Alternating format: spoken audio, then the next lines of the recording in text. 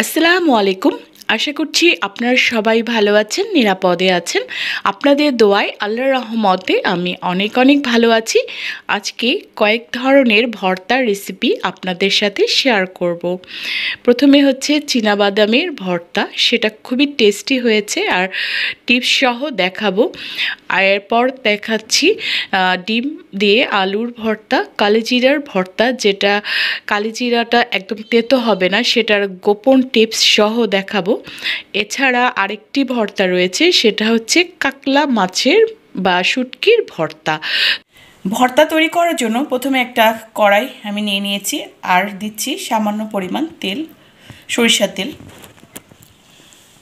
এখন দিচ্ছি রসুন আর শুকনো মরিচ আস্ত, দিচ্ছি পেঁয়াজ, আমি এরকম একটু কিউব করে নিয়েছি,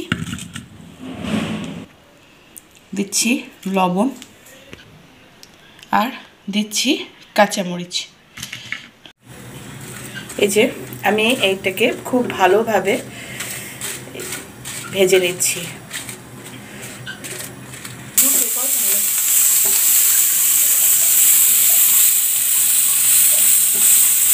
হয়ে গিয়েছে, আমি এখন নামিয়ে নিচ্ছি।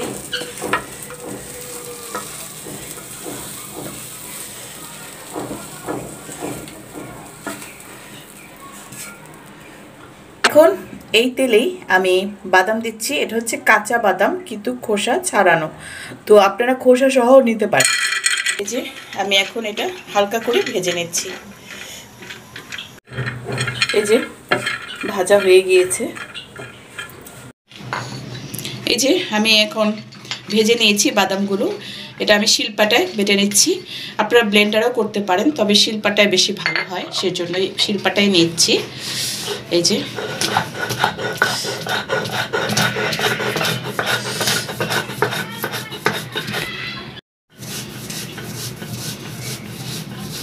ওর আগে থেকে তেলে নেওয়া শুকনা মরিচ, কাঁচা মরিচ, রসুন আর পেঁয়াজ আমি বেটে নিচ্ছি শিলপাটায়। দেখতেই পাচ্ছেন একটু ভালোভাবে মসৃণ করে বেটে নিচ্ছি। এখন স্বাদ অনুযায়ী একটু লবণ দিচ্ছি, দিচ্ছি একটু ধনিয়া পাতা, সাথে দিচ্ছি সরিষার তেল। সরিষা তেল ছাড়া তো ভর্তা হয়ই না, তো সরষের তেল দিয়ে ভালোভাবে মাখিয়ে নিচ্ছি। আর সরষের তেল না দিলে তো ভর্তার একটা ফ্লেভার না আসে না, সেজন্য তো আমি এখন ভালোভাবে মিশিয়ে নিচ্ছি। এই হয়ে গেল আমার বাদাম ভর্তা,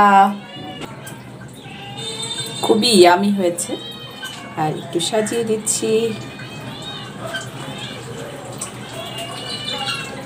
কালিজিরা ভর্তা তেতো হয়, এটার গোপন রহস্য যে তেতো ভাবটা যাতে না থাকে, সেটার জন্য কি মেশাচ্ছি, এটা হচ্ছে বাদামের ভর্তা বা বাদামের পেস্টও দিতে পারেন, চীনা বাদামের পেস্ট সেটা এটার সাথে মিশিয়ে দিব। দেখবেন আর তেতো লাগবে না, আর খুবই হেলদি আর খুবই মজা হবে এই কালিজিরা ভর্তা। আপনারা এইভাবে তৈরি করবেন। তৈরি করছি ডিম দিয়ে আলুর ভর্তা। সেজন্য আলুটা আর ডিমটাকে আমি একটু লবণ দিয়ে সিদ্ধ করে নিয়েছি, এরপর খোসা ছাড়িয়ে নিলাম। এরপর শুকনা মরিচ, রসুন আর পেঁয়াজ যে একটু টেলে নিয়েছিলাম, সেখান থেকে প্রয়োজন অনুযায়ী মানে যতটুকু লাগবে সেরকম নিয়ে আমি এটাকে ভালোভাবে একটু ম্যাশ করে নিচ্ছি।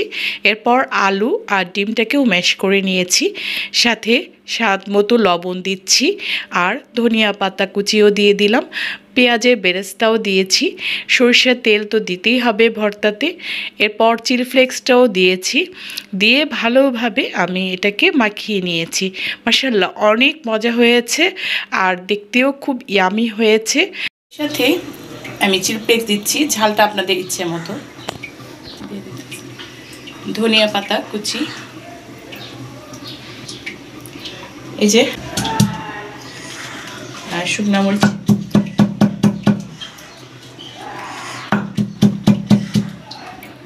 পেঁয়াজ, কাঁচা পেঁয়াজগুলো আমি কুচি করে নিয়েছি, এর সাথে একটু লবণ মিশাচ্ছি আর এখানে একটু লাল মরিচের গুঁড়াও দিয়ে দিচ্ছি। করে হালকা হাতে, মানে একদম পেস্ট করব না, জাস্ট মরিচ আর রসুনের সাথে আমি মাখিয়ে নিচ্ছি। এই যে থেতো করা পেঁয়াজ সব একসাথে আমি এই শুটকির সাথে মিশিয়ে দিচ্ছি। এই যে খুব ভালোভাবে মাখিয়ে নিচ্ছি। কাতলা মাছের শুটকির ভর্তা মানে সত্যি একদম ওরকমই হয়েছে, আমি ভাবিনি যে সত্যি বানাতে পারবো। আলহামদুলিল্লাহ অনেক মজা হয়েছে। তো আমি এখন এই বাটিতে নিয়ে নিচ্ছি। বিসমিল্লাহ। আর খুবই টেস্টি হয় এটা। এটা হচ্ছে আমার আম্মুর হাতের রেসিপি। তো আমি আজকে ট্রাই করলাম, আম্মুর কাছে ফোন করে জেনে তারপরেই করেছি, চেষ্টা করেছি ওইভাবেই করার জন্য, আর টেস্টে কিন্তু ওরকমই পেয়েছি আলহামদুলিল্লাহ। তো এই ভর্তার রেসিপিটা আমি সম্পূর্ণটা একদম ডিটেলস দেখাইনি। তো এই ভিডিওটা আমি আরেকটা ভিডিওতে দিয়েছি। তো সেটাতে একদম শুটকি কিভাবে করা হয় রোদে, তারপর কিভাবে প্রসেসিং করা হয়, সম্পূর্ণটা ডিটেলস সেই ভিডিওতে রয়েছে। তো আমি ডিসক্রিপশন বক্সে এর লিঙ্ক দিয়ে দিব, আপনারা ওখান থেকে দেখে নিতে পারেন। তো আমি এটা আমার আম্মুর হাতের রেসিপি, তো সেজন্য ওইটাও আমি এই ভিডিওতে একসাথেই শেয়ার করে দিয়েছি। আর সাথে তো খিচুড়ি ভাত দুটি নিয়ে খুব সুন্দরভাবে সাজিয়ে নিয়েছি আলহামদুলিল্লাহ। তো আপনারা আশা করছি একবার হলেও এভাবে ট্রাই করবেন। আজ এই পর্যন্তই। আপনারা সবাই ভালো থাকেন, নিরাপদে থাকেন, আমার ফ্যামিলির জন্য দোয়া করবেন। আল্লাহ হাফিজ।